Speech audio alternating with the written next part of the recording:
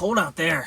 Hey friends, welcome back. I am Jason, and I have recently transitioned into my winter pack, which is a much larger pack that allows me to carry extra warming layers, extra food, all the supplies and necessary items that you think that you might need for a wintertime situation. So in my vehicle, that's where I'm going to keep this stuff because, you know, if I'm home, no problems. But if I'm traveling abroad somewhere, if I'm venturing out, that's when I potentially might need these supplies. But what I also want to have in my truck is kind of my go bag, right? Everybody wants a go bag, something that's light, easy to grab. It's not a giant big rucksack that you got to unlock out of the cabinets out the back, and it's going to take time to get that thing, and it's just bigger and heavier and more awkward and cumbersome, and it's not always necessary. So what I want is a smaller pack like this Fanny Pack right here. This is a Mystery Ranch Fanny Pack right here. This is their Hip Monkey Mystery Ranch. Really nice pack right here that I've had right here most of the time. It actually rides right here behind my seat, and it's generally just empty, and it's just like an extra pack. So if I want to throw some supplies from my truck into this pack, I can take it with me. If I want to take an extra water bottle or something like that, or whatever needs to go in there, it's just nice to have an empty pack. But I thought what might be a smarter idea is just to have it already loaded up with a few necessary items, and if I need to empty it out, that's pretty easy to do while I'm at my truck. But if I need to grab something and go, it'll be ready for that. And there's just not a whole lot of items that I want to have in there. I just want the necessities, the absolute necessities, the essentials. And let's go through what I would put in this fanny pack right here. So all I did, guys, is I just raided the back of my truck pretty much for supplies. I just went back there, opened up the cabinets. I have a whole bunch of crap back there, and I just kind of raided it for essential supplies. And so first things first, I've got a water bottle, just an empty container right here. I could fill it up with water. That would be no problem, and I'll probably actually do that, but I won't fill it all the way in case it freezes and happens to bust. It probably won't happen with these. These are pretty durable plastic bottles, the San Pellegrinos. The most delightful beverage that exists, by the way. If you're not a San Pellegrino man, you should be. You are wrong. But anyway, they're durable plastic bottles, but they don't weigh much. They're much lighter than like a Nalgene or something like that, and it won't take up much space. You're going to be pretty limited in a little pack like this. So this is going to be an excellent water bottle right here. So if I did fill it up with water and kept it stowed in there, I just wouldn't fill it up all the way in case it should try to burst on me when the winter freezes on us. So anyway, that's really important. Water is way high on the list of priorities, and if you don't have water, you don't have a way of getting a clean drink of water, you're going to run into some problems. So what I really want is my Grail, right? And I have one of these in my larger pack that's in the back, and I've got one floating around up here in the front of the truck. This is my preferred water filter, and it is also a water bottle, but it's just huge. They make a smaller one, and I have a smaller one, but it's still a little bit big, and I thought this would just save me some space. So in conjunction with this water bottle, I am going to be using a Sawyer Mini right here, Sawyer Mini water filter. And the cool thing about these is that they will thread on to most of your kind of standard size 2-liter bottles or whatever, your standard Coke bottles or plastic bottles like this one. So it threads onto there. I can fill this up with some dirty water if that was my option. I could dip it into a pond. I could dip it into a fountain in the city, whatever, some sort of contaminated water, and then I can just drink out of this Sawyer Mini right here, and that is pretty fantastic. Now, in addition to that, I've also got some water purification tablets in here. This is the Wazoo Adventure Kit, and I'm going to just throw that in there because it's super handy. Not only is there an extra water container, a plastic bag right there, but it has water purification tablets as well. And what I can do, I also have more. We'll see if we want to throw those in there. I also have some aqua tabs, so I could definitely throw those in there. No iodine taste or color. Find that hard to believe. I don't think I've had this actual brand before, but pretty much every one that I've ever tried, the water tablets, they always taste like a swimming pool to some degree. So I'm not sure if that's true or not. I haven't tried this particular brand out, but I have my doubts. We could throw those in there. That doesn't take up a whole lot of space, and we could purify quite a bit of water in there. 2 tablets of potable aqua make 1 quart of most water bacteriologically suitable to drink. So 2 tablets make 1 quart. This is like half of a quart right here, like half a quart. So 1 tablet would work perfect for this. So that works out really good. The math works out good. So I'll probably throw those in there. I'll lose the packaging. I'll take it out of there because that's not necessary. Our water bottle's going to go in there first. Like I said, I might fill that up, might not. Where I live, there's water everywhere. I mean, pretty much every roadside ditch has water in it, so it's not that hard to find. And what I do need to include in there is some sort of bandana like this to use as possibly a pre-filter, so that might be a good idea. Maybe I'll just throw this one in there. It's not exactly the cleanest one, but that's what I'll do. I'll just go ahead and throw this one in there. That way I don't forget, because I have a tendency to forget things like this. Throw that in there. Now, I also, while we're on the subject of water, let's go ahead and rip this out. While we're on the subject of water, I think it's always a good idea to have some sort of container that's capable of boiling water. You know, I don't think, you know, between the Sawyer Mini, these water purification tablets in here, and the few that are in here, I think there's probably 4, maybe 2. I could probably do a half a gallon or a gallon. I can't remember how many are in this. I could probably make water happen. But just in case, I think it's probably a good idea to have some sort of metal container that I can boil water in. So this is just a simple, cheapo canteen cup right here. So I always like to have those. I'll put these water purification tablets in here on top of this bandana. So I'll just kind of cram it in there like that. Possibly. So that doesn't rattle around so much. Shelter is going to be a big one. It's really difficult to carry shelter with you because shelters generally take up quite a bit of space, quite a bit of real estate in a small pack like this. But a disposable emergency poncho like this one is excellent. This is a really rubbery one. It's a lot tougher than like your Mylar. It does have Mylar coating. The inside of it is a Mylar coated surface, but this is kind of like more like a trash bag kind of material. It doesn't breathe, right? But a poncho is kind of loose and flowy, so it's probably not going to be as big of an issue. I haven't tried this particular brand out right here yet, but I will. So that poncho is going to be an excellent source of shelter right there, and I'll throw that in. I could use it like a tarp, potentially. And in conjunction with that, if I did want to set up some sort of shelter, I would need some cordage. And this is about 25 feet of paracord, if I'm not mistaken. I think it's 25 feet. And then attached to that, what I have done is I have put a small little sewing kit. It's just basically a large needle right there. A large needle and then some bank line right there that I can break down. And there's also a small, this would be like for bigger, heavier duty stuff right there. That's a big needle. See it? Let's see here. See that? That's a big needle. That'd be for big heavy duty repairs on something a little bit more substantial. Like if I got a cut in the leather of my boot or something, I could potentially stitch that up with that. But also in this adventure kit is a small little sewing kit, a much smaller sewing kit that you can use with some of the fishing line in there for smaller repairs on, you know, your shirt or whatever. So I'm going to stick that inside of this canteen cup right here, save some space like that. What else could we stick in here? I've got my flashlight. This is a really nice flashlight, actually. This is a Nightcore MT1A Pro, a Nightcore MT1A Pro. This is super bright. I mean, this tiny little flashlight that takes a single AAA, I think it is. Let me look. AA. So a single AA, this one happens to be rechargeable. It's a rechargeable battery that you can just kind of plug in there with the little micro USB-C or whatever it is.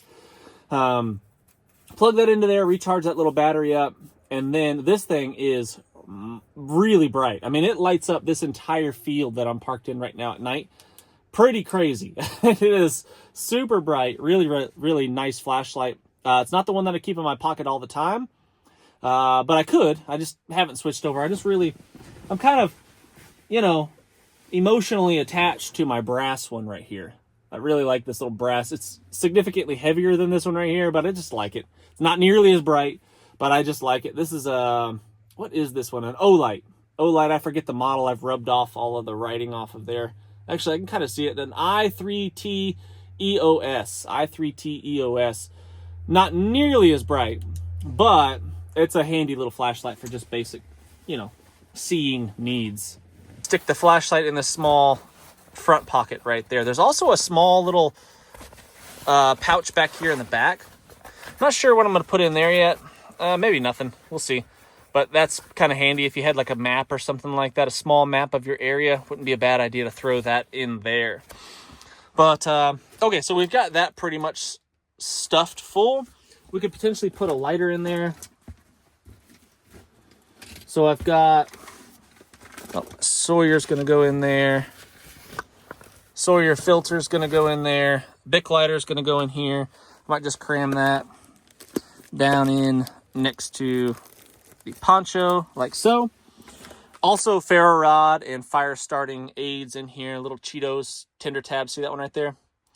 Fire plugs. Those are great. And this fire card, I don't know if it comes with this one. I can't remember if I added that. I think I added that fire card into the adventure kit here. But those things are crazy flammable. They're made out of the same things that guitar picks are made out of. Whatever that is. And tell me what that is in the comment section if you can remember the name of what guitar picks are made out of. Crazy flammable. Pretty awesome stuff. But anyway, so that's that. This is pretty jam-packed full, so I'm going to go ahead and stick that in here, and we'll see how she fits. Oh, yeah, that's going to fit just fine with space to spare right there. I've got a tourniquet. So I want that. So I've got that bandana right there. I could use as an improvised bandage or improvised tourniquet if I wanted to, but it's nice to not have to improvise if someone's about to die. So this tourniquet here, this cat tourniquet, I'm going to put right on top. So it's easy access right there. So if I need it, it's ready to rock. I've got it. Now, what else do we want to put in here? I've got a radio. So I could potentially put this radio in here. This is an Alunce radio right here that I've done a little bit of testing on. It's been pretty good. Comparable to the Baofeng radios. Slight upgrade, I would say, from the Baofeng radios. But no long-term tests on that. But I'm going to see if I could fit that thing in there. That'll be handy. Small little marbles compass. It's been given to me by my buddy Daniel. Really nice. I've got sentimental value behind this too. My great-grandpa had a marbles compass like this one, and he carried it all the time. He kept it pinned onto his shirt like this when he went hunting and stuff like that, when he went camping. And I have it, but I don't like to carry it because I'm just afraid I'm going to lose the thing. So I don't carry it. But I was telling my buddy Daniel about it, and he said, I was like, man, I'd really like to have one of those. And he said, holy crap, man, I've got one. He just showed that, and he just gave it to me. So it's basically exactly the same thing. It's a replica of the old marbles compasses made by the Marbles Company. But anyway, so what I'm going to do, I think I'm just going to stick this through the fabric. It's kind of got that safety pin design right there. I'm going to put it on the inside so I don't lose the thing, but I'll put it like kind of right here in front. Like that. I like these old button compasses with the brass housing. Nostalgic. So there we go. We've got a compass right there, and I could take that out. Obviously, if there's metal stuff inside the pack, it's going to affect it. But I like that metal canteen cup right there, but I can easily take that off and use it separately. Pin it to my shirt or whatever if I'm using the thing to navigate. I know. All you navigation experts out there are going to be like, you can't use a button compass for... Yes, you can. Like, if I just need to know that which way east is, because I know there's a road east of me, then I can use that very effectively, and I have done very effectively multiple times, lots of times. It's really all you need most of the time. It's just general direction. I don't need to find a tiny little ammo can sitting against an oak tree that's 212 degrees, away from, like, I don't need that most of the time. 99.9% of the time, I just need to know which way approximately north is.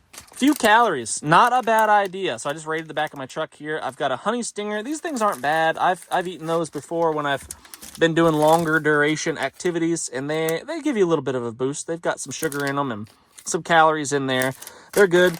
But my favorite, my go-to is kind of nuts, like salty, fatty foods. Salty, fatty foods are kind of my go-to. I like a Payday candy bar, definitely. But something like this energy bar here, this Cliff, I think it's a Cliff bar. Yeah, I think that's what that is. Is it Cliff? Elevation. No, it's not a Cliff Bar.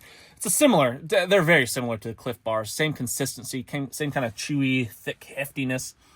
But these are good. Elevation Energy Bars, crunchy peanut butter. So lots of calories in this. It's got 260 calories in this bar. And it'll keep you going if you need a few extra calories. So that'll get thrown in there. I'm going to put that tourniquet on top. So I'll put that in last. So we'll put some calories in there if we need it. Just like that.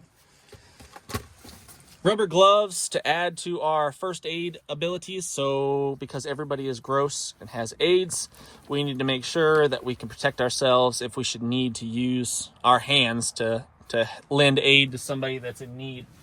I've also got these insulated gloves in here. I might throw those in. These are insulated rubbery textured gloves, kind of waterproof, water resistant, I guess. So that might be nice to have. Might throw those in there.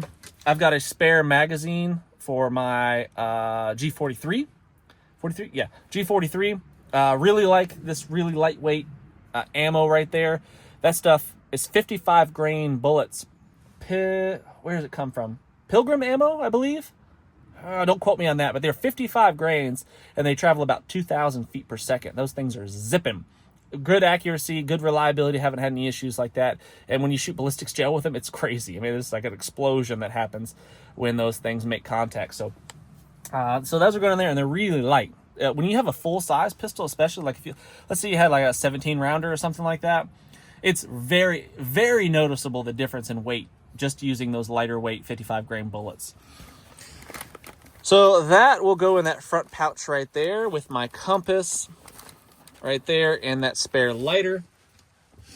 I always have a lighter and a knife and stuff in my pockets. Speaking of knives, I've gotten away from carrying a multi-tool just because they're big and bulky and heavy, and the clip right there, I always seem to lose them if I use the pocket clip. So I don't use that anymore. I don't carry these anymore. I just carry my Bear Forest knives On3 EDC right there, which they were available. I'm sorry, guys. They were available. I think we had 50 or 60 of them, and they sold out almost immediately. So just stay tuned for more. I'll try to let you guys know when those get released and you guys can pick one up. But because they kind of fly off the shelves, it's a pretty popular design, fortunately. So but anyway, I'm going to put this multi-tool. This is just a cheap Leatherman Rev, one of the cheaper multi-tools. But it's got all the things you need. It's got a spare blade. It's got the pliers. It's got screwdrivers and stuff. And I'm just going to throw that in here where that spare magazine is, just like that, because you never know when you need a pair of pliers or multi-tool. I've also got spare shotgun ammo, but I don't think I'm going to be putting that in there. The likelihood of me needing extra shotgun ammo is very unlikely. And I keep a big box of shotgun ammo in the back, actually. So that's going to go there. Earplugs. Maybe not a bad idea to have just some foamy earplugs, so I'll just stick those in that front pocket like that. You just never know when you might need a little bit of ear protection. This will go in. I also have a N95 mask. Dusty situations, disaster areas, might be a good idea. I am probably one of the worst people at putting safety first. Almost never. I'd say I never put safety first.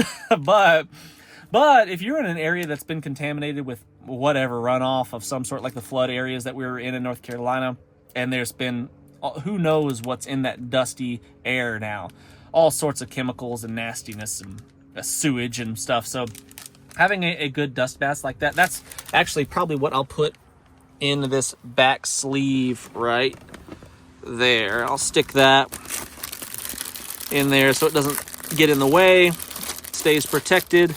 So when I need it, it's there. That's probably the only thing that's going to go in there like that.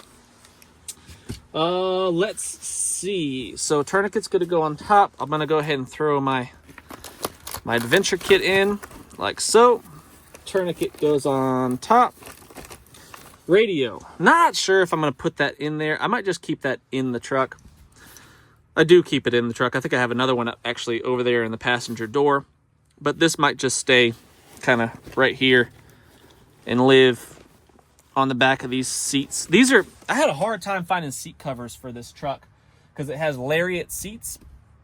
It's a 2001 F350 and it has the lariat seats in it that I got out of a different truck. And I had a hard time finding seat covers, and these are the best ones that I found. These are from Duluth Trading Company, and they're pretty solid. They're working good. I like these big pouches in the back. But anyway, I'm gonna put that radio in there, make sure it's charged up all the time. But I'm not gonna put it in the fanny pack here. These gloves might not be a bad idea, but not completely necessary. Extra lighter. You can never have too many lighters. Always got one in my pocket, but you can never have too many. So maybe I'll throw these gloves on top right there. And that is pretty much going to sum it up. So let's see. Let's go through my mental checklist here. Food, check. Fire, double, triple check. Because when you need a fire, you need a fire. Stuck in a snowdrift somewhere, you know, not that there's a whole lot of snowdrifts around here, but we do get some pretty nasty weather sometimes, and you could get stuck out without snow chains, because nobody has snow chains. It's Georgia. I mean, what do you need snow chains for? You don't need them till you need them, and most people don't have them. So anyway, food, fire, water. Got lots of ways to make water safe to drink. Everything from a pre-filter through a bandana to a water purification tablets to a Sawyer Mini to boiling in my metal container. So food, fire, water, shelter. I've got a poncho. And then beyond that, I can make some sort of shelter. I can fashion some sort of shelter. And I got lots of tarps and stuff in the truck. But if I need to hurry, grab a thing and go, that emergency poncho right there, that Mylar coated rubbery poncho, is going to have to do. And it'll keep you out of the elements. It'll keep you out of the rain, you know. So let's see. So food, fire, water, shelter. Security, I've got extra ammo in here for my sidearm, for my concealed carry. Communications, I've got the radio here. Probably not going to go in that just because of space, but it's right there. If I should need it, I can always just clip it on to the side right here. Maybe that's actually what I should do. I don't know. I'm just going to leave it there for now. First aid, I've got tourniquet. I've got my gloves, rubber gloves. I've got a bandana for a bandage, just improvised bandage. And then I've got duct tape and stuff in that adventure kit, so I can use that for some sort of improvised boo-boo kit. And that'll solve the immediate, like, oh my gosh, I got to solve this problem right now. And I've got a big first aid kit right there from Refuge Medical. It always rides right there, so it's ready at a moment's notice, because the most likely situation where you're going to need a trauma kit, a first aid kit, is going to be a motor vehicle accident, most likely, you know, statistically speaking. So it's always right there, ready to go, easy access. I've got some cordage. I've got a container to boil stuff in. I've got a cutting tool, a multi-tool. Got something to cover myself up in. I feel like I've checked all the essential boxes. And now let's strap this thing on and see how it rides. I'm bringing Fanny Pack. Yeah. Let's loosen that up a little bit. There we go. So I've got my Fanny Pack ready to go right there. If I should need a bag ready for action at any given moment. This is actually the Fanny Pack that I use when I ride my motorcycle. Because I don't like to have a backpack on when I ride my motorcycle, but I do like to have some stuff on me, and some of the items are too big to put in your pockets and stuff. So it's nice to have a Fanny Pack like this one. And this is a pretty jumbo-sized Fanny Pack right there. And it's got the room that for the absolute essentials right there. So anyway, guys, I'd love to hear what you think about this Fanny Pack kit right here. I'd love to hear what you think about it in the comment section. Let me know what's missing. Let me know what I need to add, because almost every time I get great ideas from you guys in the comment section. I don't know everything. I'm not an expert. I'm just a guy. That is interested in this kind of stuff. And, I'm kind of a weirdo, I suppose, but you guys are all weirdos too. Some people are into golf, some people are into, finances, and some people are into football. I'm into fanny packs and survival kits. So leave lots of comments for me. Hit the thumbs up, subscribe if you haven't done so already. And until next time, friends, what's the worst that could happen? Let's just go on 3.